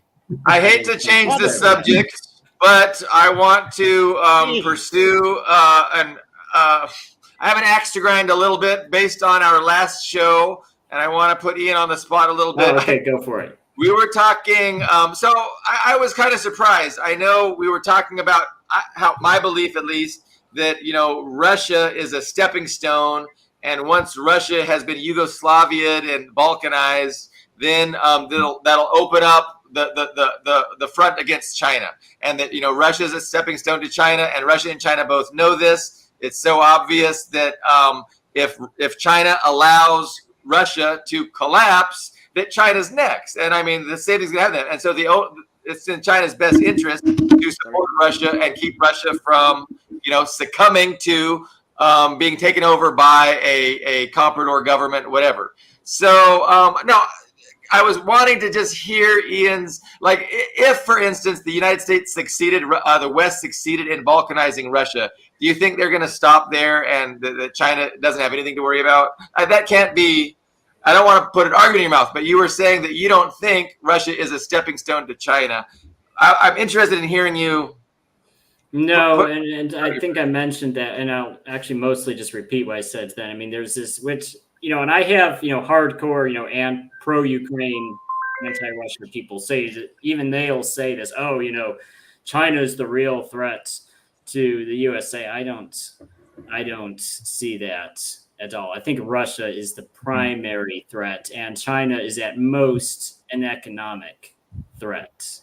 It's because China has, as I said actually in the last show too, the only way they could even come to blows is if China tries to militarily resolve the Taiwan situation, which they haven't. And as of right now, the USA has not. If the USA wanted a war over Taiwan, the first step would be to reverse the one China policy. Right now, the USA at least pays lip service to the one China policy. Mhm. That's not changed. That still has not changed. So what makes Russia the threat, and what makes China not a big threat? Well, because Russia, in the end, it was Russia that resorted to military force. Because both, and I'd say both China and Russia are in a similar boat, that the USA has been pushing, and it's like give an inch, take a mile mentality. Oh, he gave me what I wanted, so I'm just going to keep taking more. Mhm. Eventually, Russia said, no, that's enough, and just drew the line. And So we have an empire. We have an empire that's dedicated to conquest and overthrowing every country that doesn't bow the knee and become a vassal, right? And so we want to vassalize all those countries that are resisting and that demand their own sovereignty. So and it's the West. The West has decided the battle. The West decides where the battle will be fought and when the battle will be fought, and they chose to fight the battle with Russia first. And that was the appropriate agenda and the appropriate schedule to further their quest for global domination and to subdue every society, every government to the will of the Western capitalists. So they chose to start in Ukraine. They chose not to start in Taiwan. But it seems like when you talk about Russia being the bigger threat, it's just confusing to me because I mean the Russia doesn't threaten the West, China doesn't threaten the West. What they threaten is a lack of vassalage. Yeah. Look at it in evolutionary terms. So when you look at an ecosystem, your biggest threat isn't like if you're let's say you're a tiger in an ecosystem in the jungle, your biggest threat is not a snake or a rat or a bird. It's usually another tiger. It's usually someone that's in the same niche, or not necessarily a tiger, maybe species similar to tigers. Or you're a Homo sapien. Your biggest threat is not tigers or lions or bears. It's other Homo sapiens. So not to take that analogy too literally, I don't want to get into some sort of weird race theory thing, but because that's not what I mean. What I mean is that Russia is in that cultural niche. It's a European country with a European culture, and it's in that, and that makes it more of a threat to other European countries. That's always been European politics. What is the threat? What's the threat that? 1945. The biggest threat to a European country is another European country. It's always been Germany and France and Russia and the British. I mean, that Russia's going to invade and take over, or what's the threat? Like, what are they worried about that precipitated their attack against it? Like, what are they worried about? The threat of a bad example, as Noam Chomsky said. Okay. Yes. And also, but beyond that slogan, living here, I've been here maybe cumulatively a year. You see, and you look at the history of Russia, the last 100 years and before, a comrade here, he was a church sexton, and he's a communist Orthodox Russian, religious, not religious, but he's culturally Orthodox. So he's very deeply, he's actually Western Ukrainian and Cossack, right? And he came from Siberia. So deeply Russian. He was saying to me, actually, the core of Russian, part of the core of Russian society was like what became knights, like the military retinue, who were also peasants. So Russia has always from, long ago had a kind of tradition of, military, the protection of, whatever the land here. But then, also the October Revolution. People say to me, my apartment mate says, oh, it's just a birthmark. Well, it's a birthmark that, basically it's 400% less shitty here. The trash got taken out here in Petrograd 100 years ago, where, all indicators in terms of cost of living, crime, everything, it's much more stable here. It's much more fair here. Massive public housing here. Nothing like what exists in the USA, especially. There's a legacy of that revolution that lives on, even more so in Belarus. So that is a threat. That's the threat of the bad example. Just like Trump is a threat. He's the rabble. He represents on a certain level, I think, the rabble, and the Russians also represent the rabble. You look at the Russians here, and people like Trump or people in Chicago that I work with, they love this. This is like Bridgeport in Chicago. So the Russian government wanted to maintain good relationships with the West. The Russian government wanted to trade and prosper and live throughout the rest of eternity in that way as brothers, as part of as sovereign, but definitely living in peace and mutual prosperity with the West. China wants the exact same thing. So that's why it's tough for me to understand what the threat is. You're right. They're prey. If you look at I agree with that. That's my point. They're the prey from the empire, and so the empire doesn't feel threatened. Right. I mean, I don't know. They had to work really hard. Totally subjugation.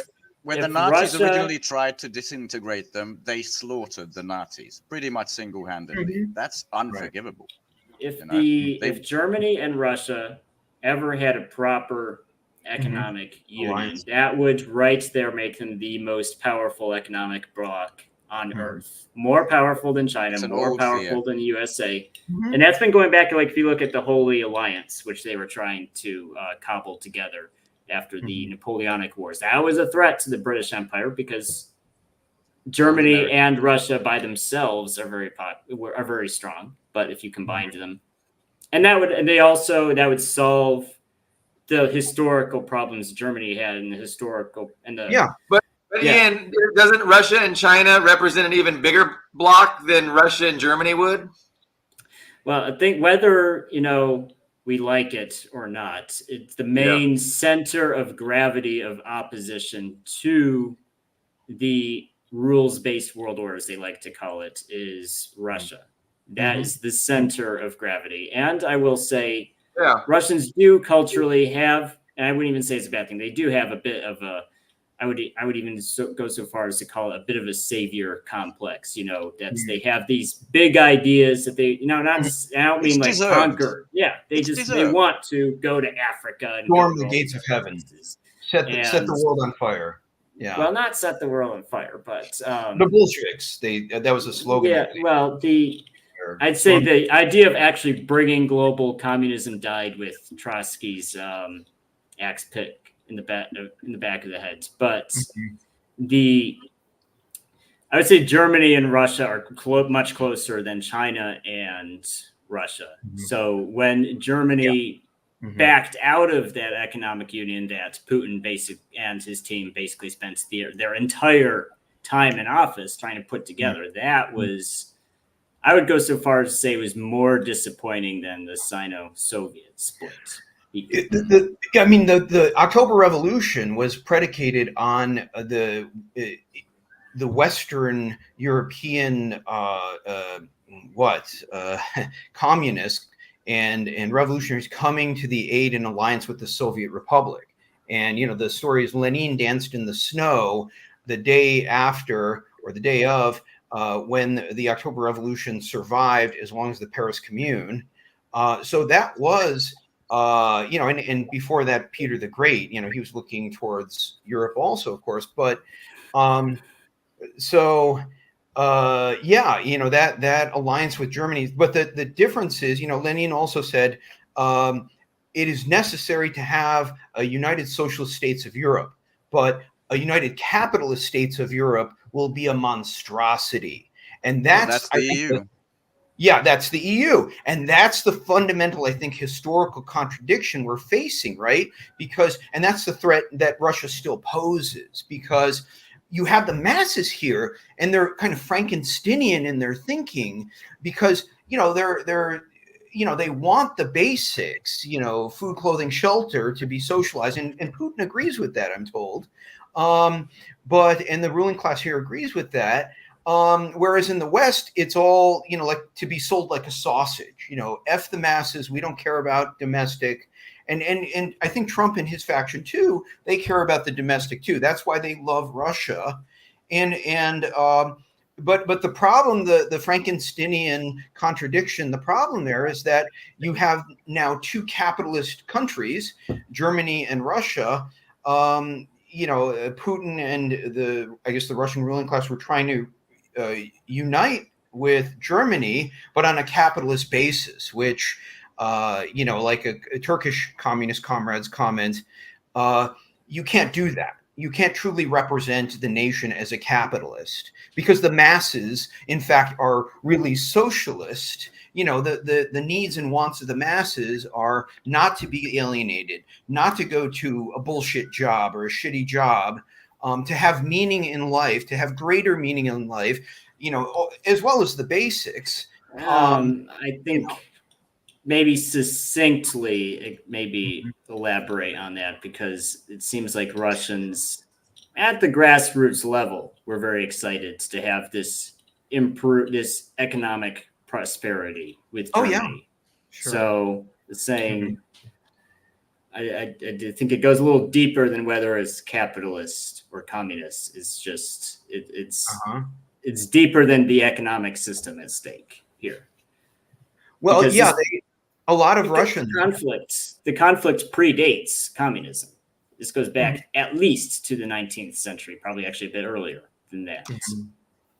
So, Ian, your perspective is very interesting, and I am trying to understand it better before I destroy it. I'm just teasing. Oh, okay. But no, I mean, I'm trying to figure out where it's coming from, because, like, to me, it's just so obvious that you have a global empire that is unhappy with anyone that's not a vassal. And, you know, China is definitely not a vassal. Russia is definitely not a vassal. But China is the bigger threat, at least economically, because it's displacing Western imperialism. It's displacing Western economic power. It's displacing the dollar. It's displacing their Bretton Woods system.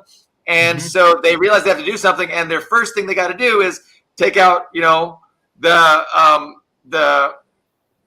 don't want to say yeah, I mean, in their minds, I mean, at least with their rhetoric, you know, Russia is always the spoken of as the weaker of the powers, the lower hanging fruit. We're going to take care of. We're going to turn the rubble to ruble, and you know, we're going to destroy them, and then we're going to set our sights on, you know, the biggest. So that seems like I didn't know people disagreed with that perspective. I thought that was pretty much widely accepted as what is going on as far as the perspective of the Western Empire. But you don't see it like that. You think they actually see Russia as the bigger threat, and that's why there's a lot more hatred. There's definitely more hatred. I mean, if you look at how liberals and neocons, they almost talk the same now, but if you talk to them for a prolonged period of time, you'll see the pure, just literally, I mean, like, they don't want to murder the Chinese. They just want to subjugate them. But I think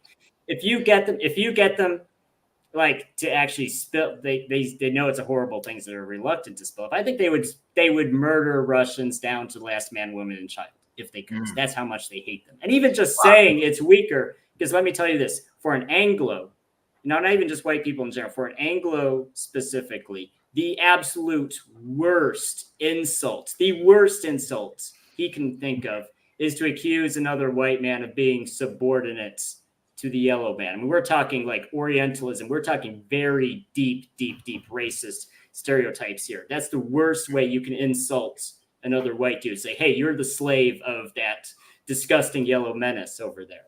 I mean, I'm serious. That's in their minds. That's the worst way you can insult a Russian, is say, oh, well, Russia's pathetic. They're subordinate to those yellow Chinese. You know, that's why they call. That's why they say it. That's why they say it's, Russia is the junior partner in this dark alliance. That's an insult. It's an insult. Or how Obama was like, oh, well, Russia is just a regional power. You know, that's still love them.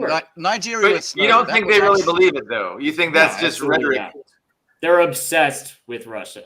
They're obsessed to the point, I wonder if they'd be willing to have a nuclear war just to end it, you know. I agree with the deep-seated hatred, because we noticed that when we switched to Europe, basically 1990s, and it swept Eastern Europe. It's not just Russophobia; it's kill every Rusky for mama. That was the kind of really vileful Nazi shit, basically. So I agree. There's deep emotion there.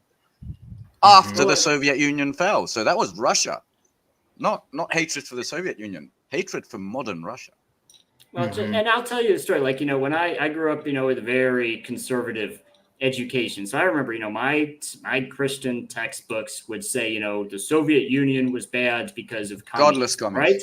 But then it was very funny. Like in the last 5 years, I've seen like this switch. It wasn't because now they just openly say the Soviet Union wasn't bad because of communism. They don't say that. They don't really say that anymore. Now they say the Soviet Union was bad because they're Russians. They just come out that and is say new. it. Yeah. That is new. They just, I think that thread was always there. It just bubbled back up to the surface after. But wasn't Russia, like modern Russia is in some sense, I mean, of course there was the counter revolution of 91, but I think there's still relative to the rest of the other Soviet countries, except for maybe Belarus to a certain extent, but and even in Ukraine, there is that I think regard for, if not the Soviet Union, like the legacy of the Soviet Union.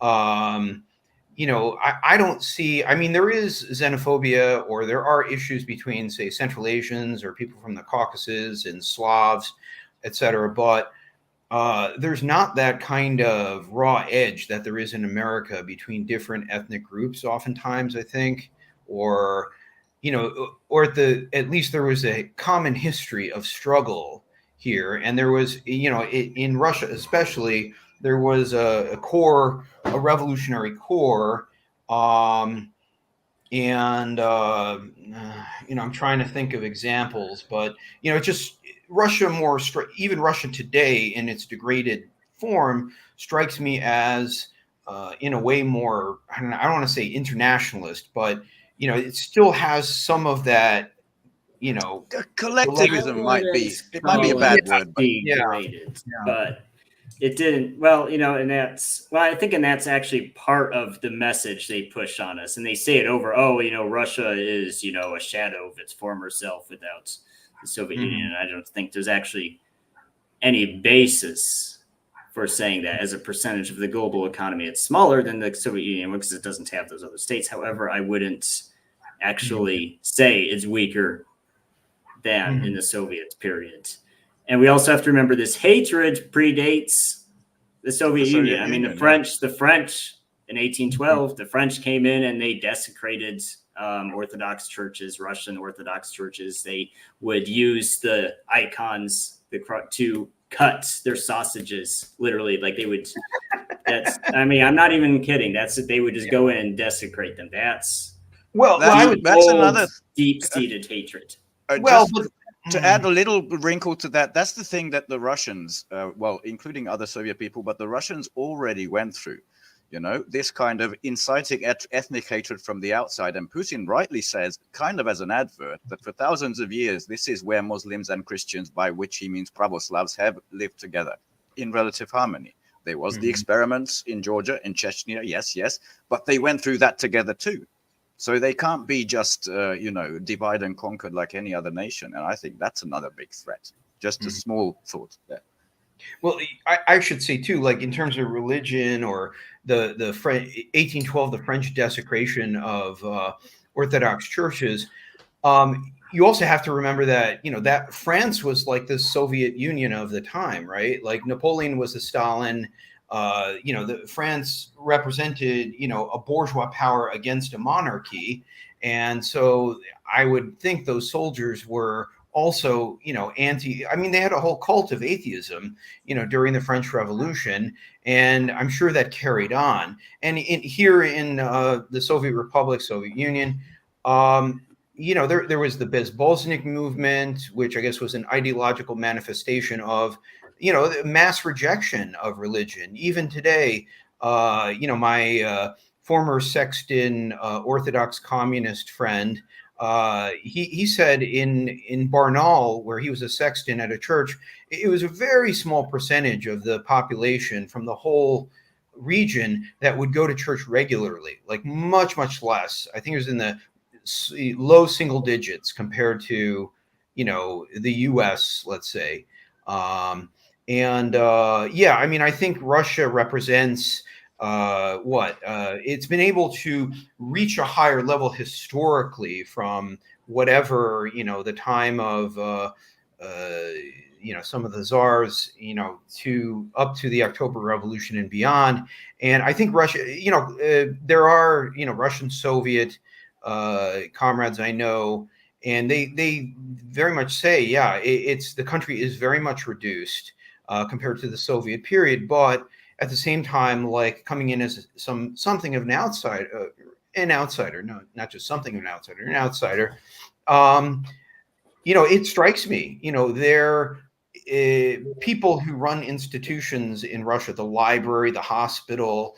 You look at Zakharova or Lavrov. They are a cut above. They are a product of a civilization and a revolutionary heritage. Also, just 100 years ago, 100 years after the French Revolution, we had the Paris Commune, right? So France had that kind of cultural, civilizational depth to inspire the rest of the world, and it had a proletariat that would rebel. And I think, Russia, the people here are rebellious on a certain level. They do not accept things as they are. Not always in a constructive way, but there still is that spirit and legacy, from the bottom and at the top. A capability, a morale, a organizational ability, and a level of organization. So that's threatening. If you're a liberal, your whole worldview is, we are not a country. We are all just individuals. The rabble is the rabble. Stay in your place and shut up. And Russia's like, you're Russian on the street is like, fuck, I will.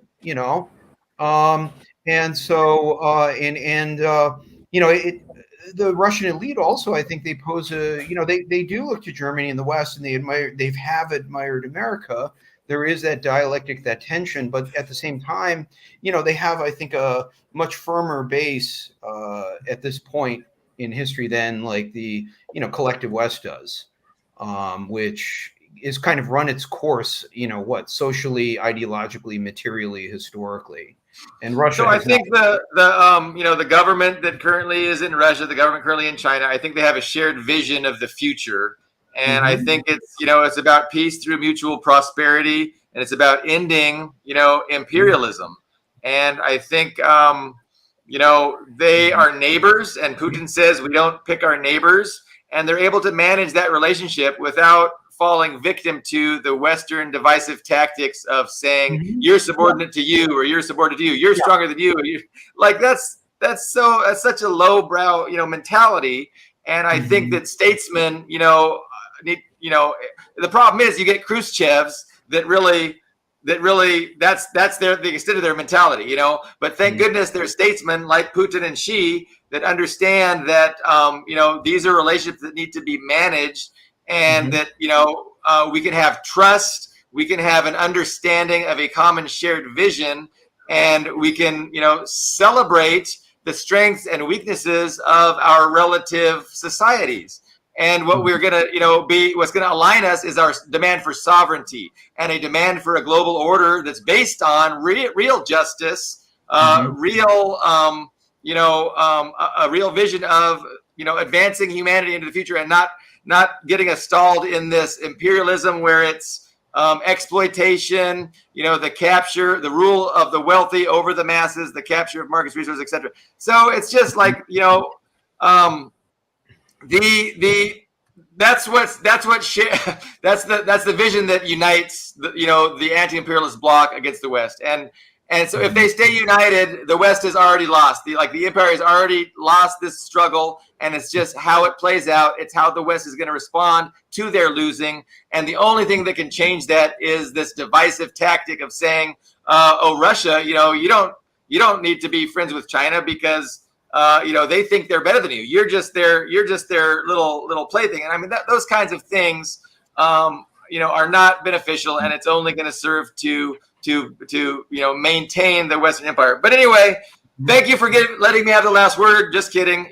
Somebody else. Someone needs to clip that. That was a great speech. They tried to do this to Iran's new Prime Minister Pezeshkian. He said, "We don't respond well to pressure. We will keep our relationship with China and Russia as a priority. Fuck off," basically. Beautiful. The Armenian Prime Minister said that. Iran. Sorry. Oh, Iran. Oh, okay. Pezeshkian, the new Prime Minister. Oh, okay.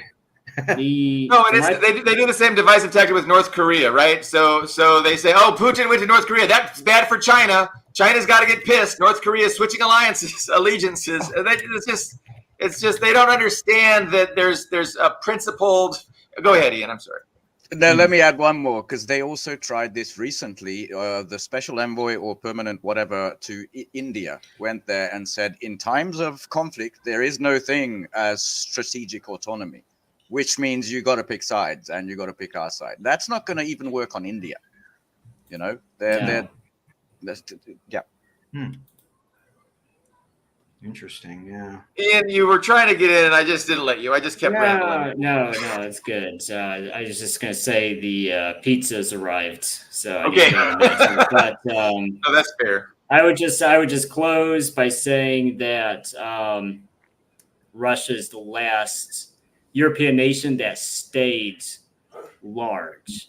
And so I think for accounting for the hatred, that I wouldn't say that's the whole factor, but it is, I would say, a major factor. Every other European nation has shriveled in size and influence, while Russia has not. And part of that is because it wasn't really a colonial power in the normal sense to begin with, because it's just contiguous territory populated by mostly Russians. So it's shrunk, and it did lose, other state, some of those other ethnic groups did eventually split off and get more autonomy and split off into their own states. But Russian territory with the Russians on it is mostly all just still in Russia. And I think there's certainly some resentment from that, especially that island that used to be literally the largest empire in the world, and is now just an island. And they don't even have Russians oligarchs' money anymore. So they do. So. What kind of pizza do they sell in Moscow? No, I don't know what you got. I'll have to go look at it. But they have all the same pizzas, but with less processed. I just want to leave people with just a little bit of data, because everybody knows China's strength was creating a shared language, 1,000 years ago. I think they have 5 on their money. Just so you know, 56 ethnic groups currently reside within the People's Republic of China. Guess, I think Ian probably knows, how many ethnic groups are there in current modern Russia? Oh, I don't even remember the exact number. There's probably over 100. I mean, there's 190. Yes. Keeping all that together without shriveling up into these little European mini states as the West did. Yeah, that's unforgivable. I just wanted to end on that. Thank you, guys. We will be back on, what is today? It's Tuesday. We'll be back on Friday.